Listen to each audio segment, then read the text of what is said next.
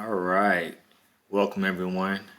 My name is Victor Walker, and I am going to attempt to raise awareness about culturally relevant text and implementing them in the elementary school classroom. I have created an advocacy map for this implementation, just to raise awareness for teachers, administrators, and schools to start this implementation. And so the best way to get this done is through effective collaboration. That's between the teachers, the administrators, the curriculum developers, having effective communication, and professional development for all instructors, whether it be the homeroom teacher, the ELA teacher, or the science teacher, still implementing the culturally relevant text across all domains. Now, as this implementation process begins, of course, you are going to have some people that support you and some people that are opposed to implementing culturally relevant text. So, in regards to supporting, the most influential people that would support you would be your reading coach, the CST, which is your curriculum support teacher, and the principal at that school level. Those individuals have high influence on the curriculum that's taught in the school and the curriculum that's purchased in the school. So they would support you and have the highest amount of influence. Now, students and parents, they do have low influence, but they could also support the movement as well, and they could also be opposed, which brings me to my next point. So, why would I say students and parents are opposed? Because sometimes students are not aware of the various cultures and they don't seek interest in those particular cultures. And some parents actually instill only their culture in their upbringing of their children, which means parents could have some pushback as well to why they don't want their child reading about a different culture. And then administrators and teachers also could be opposed to this movement because some teachers and administrators, well, adults in general, they could be anti a movement such as they could be anti-affirmative action, anti-Black Lives Matter. They don't support other cultures and other races and ethnicities. So that's why the adults, per se, would be more so the opposers. And then the people within the school that teach various cultures would be the main supporters. Now, although they support, there's also an influence matrix as well. To influence, some of them have very high importance, some of them not as high importance, and high influence and low influence. So, some important people that would influence this movement or implementation of culturally relevant text, high importance but very low influence, would be parents and students.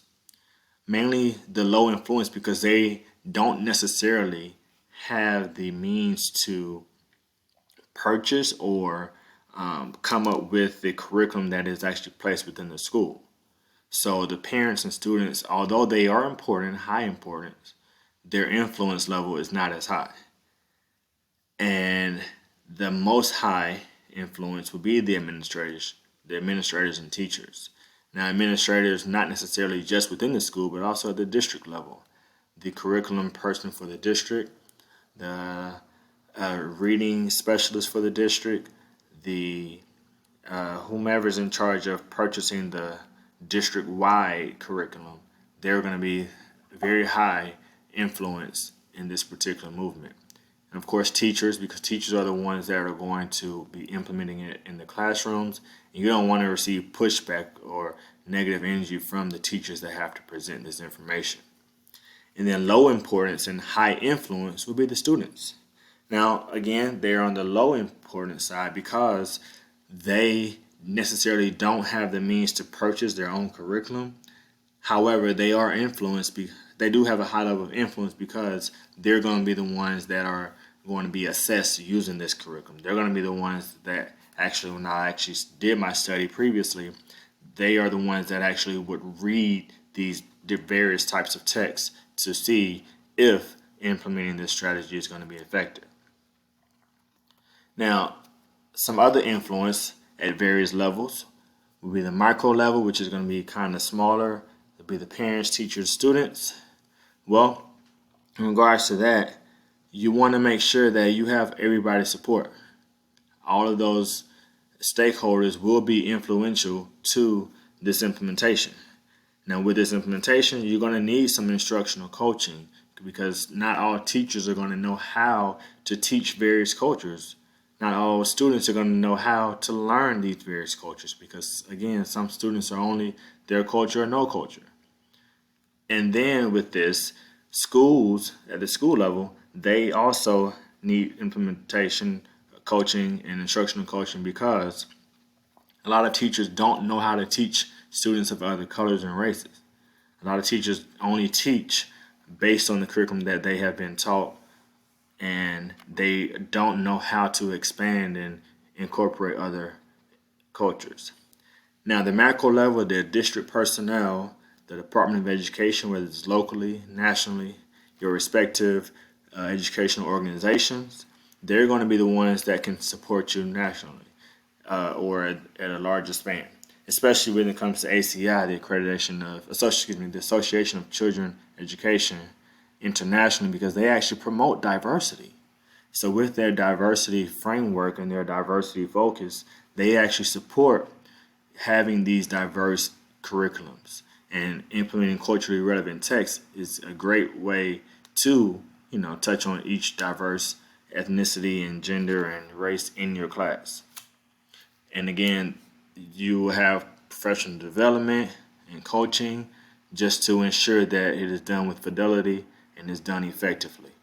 So again, when I done my professional development, I actually taught teachers how to go about finding culturally relevant text, and then I showed them the benefits of incorporating this professional development or incorporating the culturally relevant text in their classrooms, whether it's within the school library or whether it's in the classroom library.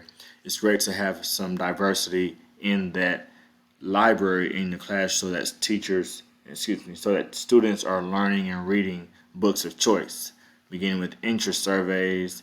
Students, they want to read whenever they're interested in the text. So if you just have a curriculum or novels that have no interest to any of the students in the classroom, more than likely they're not going to be wanting to read those texts that you have. So that's why it's important to find your students' interest in the class, and that could change from year to year. But most of the time, if you teach that same level, they pretty much have the same interests each year. So your library doesn't have to necessarily change yearly, but it's good to have a very wide plethora of genres and different text structures and different types of stories and novels in your classroom library or even school library. All right. So again, thank you for your time. These are just some sources that I used, and I really appreciate it. Enjoy.